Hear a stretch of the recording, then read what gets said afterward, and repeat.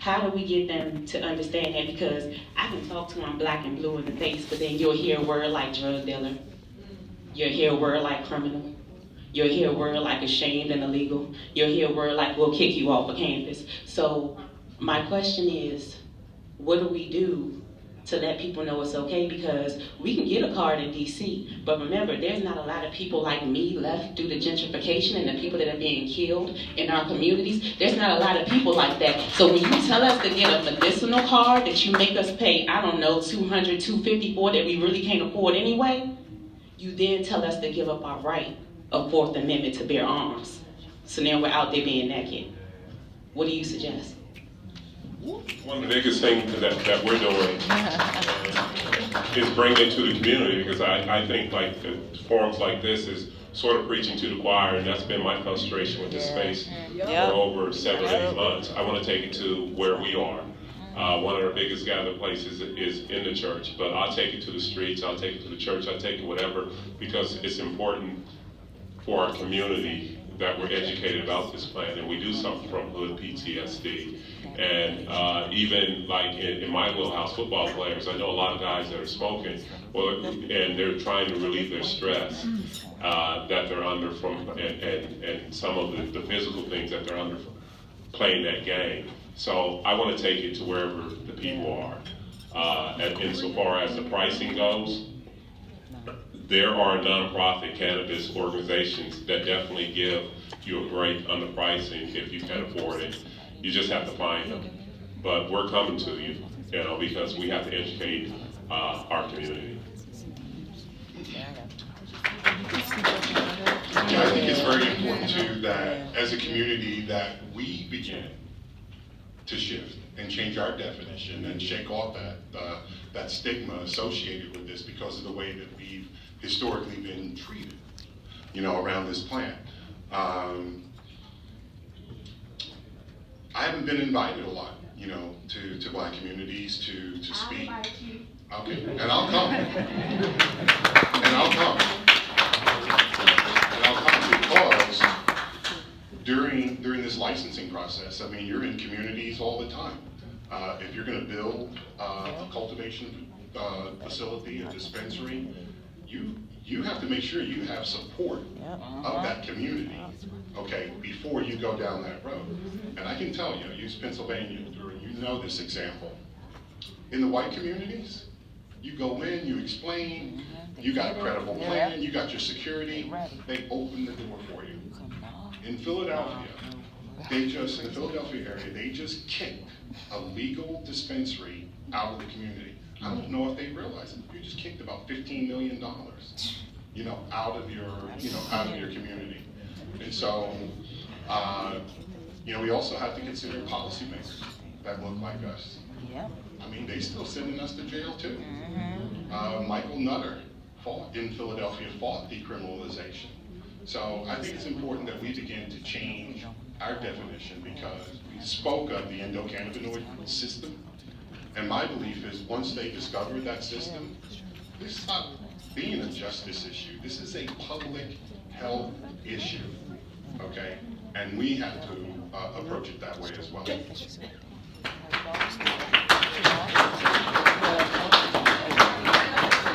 Jay, where are you going?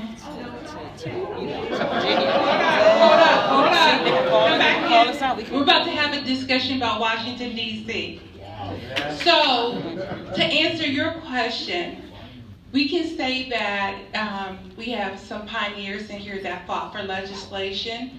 If you want me to announce them or not, I don't know, but we have an open call for dispensaries in Ward 7 and 8 for that very reason.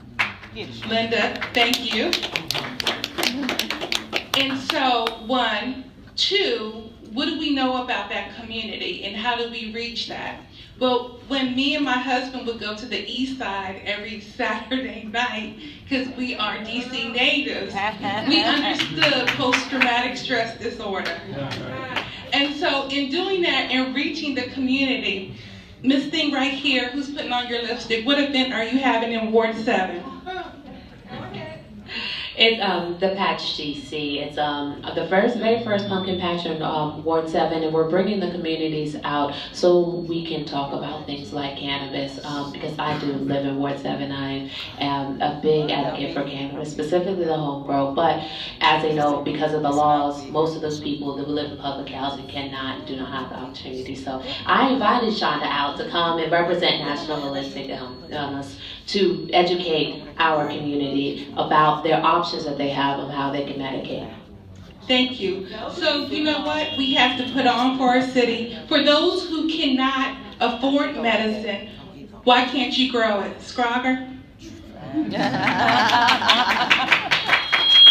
can legally grow here.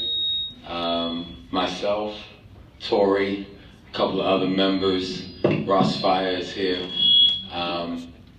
We've been in this community since its inception, educating the south side of the city. The east side of the city, I know I didn't come up there to ask a question, but my biggest question and my biggest frustration is that Initiative 71 was built off the backs of our side of the city, and no helpers came. None of the .orgs come over. You're scared to come. You won't come to our neighborhoods. They're still getting locked up. If you had done your job, there would be no DC Scrogger. There would have been no reason for me to go give out free cannabis and educate the community. So my question is for all of the .orgs in the building that get a lot of money, when is that money coming to the resources to the south side and the east side of the river? And then we have education in Ward 7 and 8 by the Green Line. I've always felt like education is key. I've been preaching it ever since I started working as a grower at the largest cultivation center here in the city. I left my permanent spot there to work in a consultant basis so that I could focus my attentions on educating the community at large about the science of cannabis. I'm so excited to hear you talk about the endocannabinoid system. So many people don't know that you are wired for it. And the only other thing besides cannabis that has it is breast milk. And it's very similar when you look at how hard it is to advocate for the right to feed a baby. And we're advocating for the right to grow a plant. Interesting that they want to categorize it as tobacco and alcohol. Who's died from a weed overdose?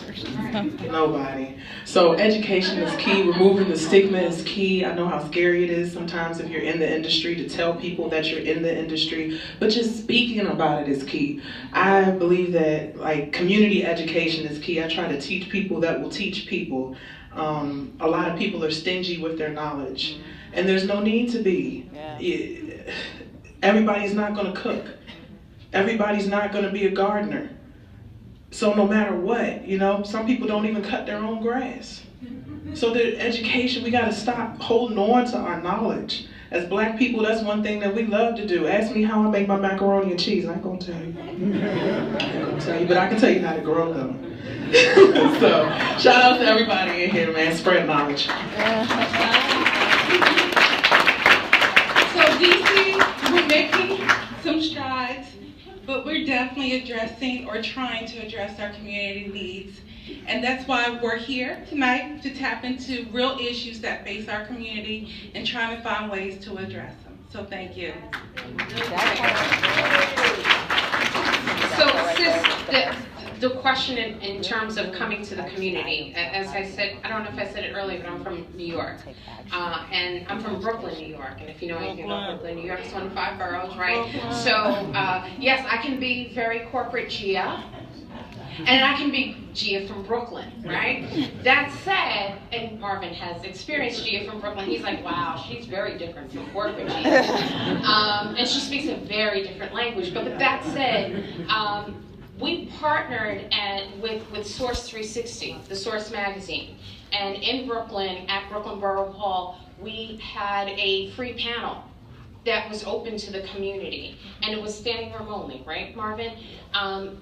There are opportunities, and there are times when information is free. But I also believe in reinvesting in something as well. And so something I heard you say that I at one point thought, why isn't it free? Why aren't they coming to us? Well, check this out. Money flows in a cycle. So sometimes we do have to invest in something to get it back. Now, I absolutely can empathize and understand, because sometimes my financial situation has a personal crisis, and I'm like, well, where do I prioritize? I then have to take a step back and think about what's important. Is it going to get those shoes or putting a little 5 on the side towards my card? Is it, sacrificing, maybe not getting all the things that are, luxury, and cutting back so I can invest in the things that are going to make me better? So I've heard that many times from people in our communities that, oh, I can't afford it. But check this out, you got these Nikes on. Yeah, all right, you got it from Marshalls. Okay, but sometimes stuff there is $59, $69. Like, don't play me as if I don't know. Okay, so I have to flip it on people sometimes because I'm like, I know that game too. Yes, I really do. But when it comes to priorities and when we want something, when Christmas comes around, people are spending loots and loots of money. Well, guess what? My family hasn't celebrated Christmas in 5 years. Why? Because we get stuff all the time. How about a really good dinner? And guess what? I'm going to teach you. I want to go to this conference that's going to cost me $1,000-something. So I'm saving for that. If we want to be in this industry and counted for, we have to come and stand and represent. And sometimes, I'm not saying for everyone's financial situation, because trust me, there are times I'm very creative about getting where I want to get to, who has air points, whatever. But if we want to be there, we have got to get there. And we have to get there by sometimes sacrificing some things. So yes, sometimes information doesn't come to our community. So guess what? I go to them. And sometimes, yes, I am the only woman of color in that space. And I don't care. And no, I don't care that no one else has talked to me in the room.